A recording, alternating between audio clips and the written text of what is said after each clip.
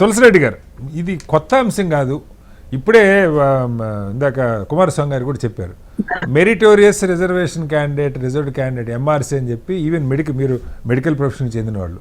ఇప్పుడు ముందు నాకు ఓపెన్లో నా మార్కుల కారణంగా నేను ఓపెన్లో తెచ్చుకున్నా, అందుకన్నా బెటర్ది వచ్చినప్పుడు నేను అక్కడికి వెళ్తా ఉన్నా. నేను ఖాళీ చేసింది అది నేను ఎస్సీ అయితే ఎస్సీ లేదా బీసీ అయితే బీసీ వాళ్ళతో ఫిల్ చేయకుండా నువ్వు ఖాళీ చేసే కాబట్టి మళ్ళీ అది ఓపెన్గా ఇచ్చేస్తాం మీకు రాదు అన్న దగ్గర అది ఒక చర్చ నడుస్తూ ఉంది.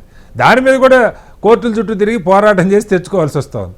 అంటే కొంతమంది అధికార దృష్టిలో ఎట్టా ఉందంటే ఎస్సీలు అంటే ఈ 15 మందే ఉండాలి 100లో, ఎస్టీలు అంటే 6 ఉండాలి, ఓబీసీలు అంటే 27 మందే ఉండాలి, మిగతా అంతా ఫార్వర్డ్ కమ్యూనిటీకి అన్న దగ్గర వాళ్ళకి రూల్ అర్థం కావట్లేదా లేకపోతే ఉద్దేశపూర్వకంగా చేస్తున్నారో తెలియదు, కానీ చాలా చోట్ల ఇంప్లిమెంటేషన్లో ప్రాబ్లం వస్తుంది. తులసిరెడ్డి గారు, ఇది ఎవరో పట్టించుకున్న వాళ్ళు కొద్దిమంది, ఇప్పుడు కుమారస్వామి గారు లాంటి వాళ్ళు, విల్సన్ గారు లాంటి వాళ్ళు, పార్టీల్లో కొద్దిమంది మీలాంటి వాళ్ళు పట్టించుకోవటం చెప్తే పెద్ద రాజకీయ పార్టీలకు కూడా డీప్గా దీనిలోకి వెళ్ళవు, ఎందుకంటే 100 రకాల ఇష్యూస్ ఉంటాయి. ఎలా దీన్ని ఈ సమస్యను అడ్రస్ చేయటం? ఇప్పుడు ఫండమెంటల్ గా అర్థం చేసుకోవాల్సింది ఏమంటే ఓసీ అంటే ఏమిటి. అది చాలా మంది ఓసీ అంటే అదర్ క్యాస్ట్ అనుకుంటున్నారు. అవును అవును, ఫండమెంటల్ గా అక్కడ రాంగ్ అవుతుంది. ఓసీ అంటే open competition, open competition, open category, open competition అంటే ఎవరైనా రావచ్చు. కాబట్టి అది అదర్ క్యాస్ట్ కాదు, ఓపెన్ కాంపిటీషన్. అది అర్థం చేసుకుంటే సులభంగా అయిపోతుంది. సుప్రీంకోర్టు చెప్పింది కూడా అదే.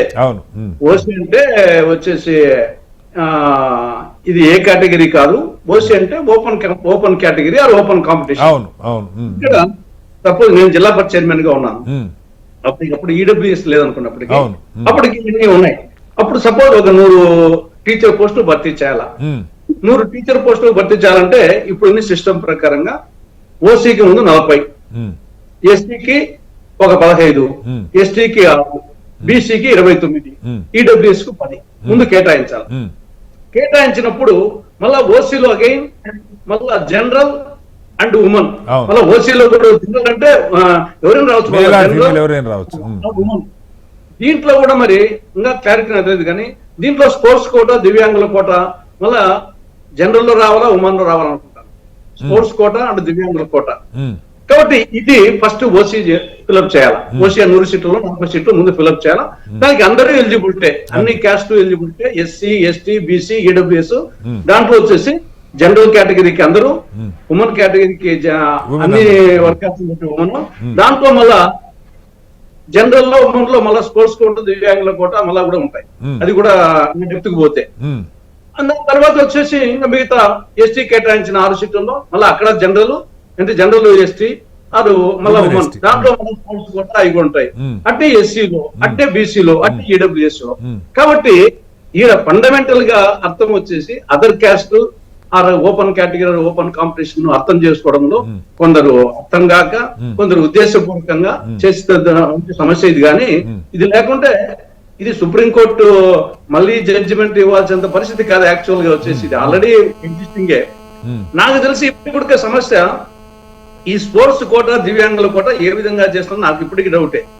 అంటే ప్రతి దాని వచ్చేసి ఇప్పుడు ఓపెన్, ఇప్పుడు ఎస్సీలోనే 15% లోనే, దాంట్లో మళ్ళా ఎస్సీ జనరల్ చేయాలా, ఎస్సీ ఉమెన్ చేయాలా. ఎస్సీ జనరల్ లో స్పోర్ట్స్ కోటా ఉండాలా, దివ్యాంగుల కోటా ఉండాలా. ఎస్సీ ఉమెన్ లో స్పోర్ట్స్ కోటా ఉండాలా, దివ్యాంగుల. ఇది హారిజెంటల్. ఒకటేమో వర్టికల్ రిజర్వేషన్స్, నెక్స్ట్ వచ్చేసి హారిజెంటల్ రిజర్వేషన్స్ కింద మళ్ళా వర్గీకరణ అవుతుంది. ఎస్సీలకు, బీసీలకు సంబంధించి వర్గీకరణ అవుతుంది.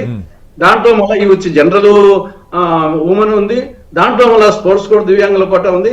కిందికి పోయి తెలియక చాలా కన్ఫ్యూజింగ్ ఉంటుంది.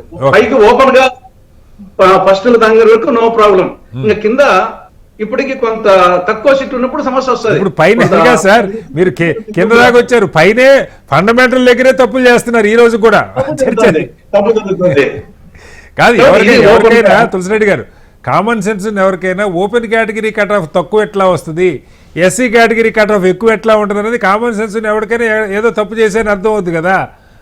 అది చేసి ఎస్సీ కేటగిరీ స్టూడెంట్స్ ఓపెన్ కేటగిరీకి నాట్ ఎలిజిబుల్, మీ 15కే మీరు పోటీ పడాలి అనేసరికి అక్కడ కట్ ఆఫ్ పెరిగిపోయింది. దీని మీద 3 ఏళ్ళు కోర్టుకి వెళ్ళి ఫైట్ చేయాల్సిన పరిస్థితి. అదే నష్టపోయిన వాళ్ళు పాపం వాళ్ళు కోర్టు తిరిగి డబ్బులు పోగొట్టుకొని మానసికంగా.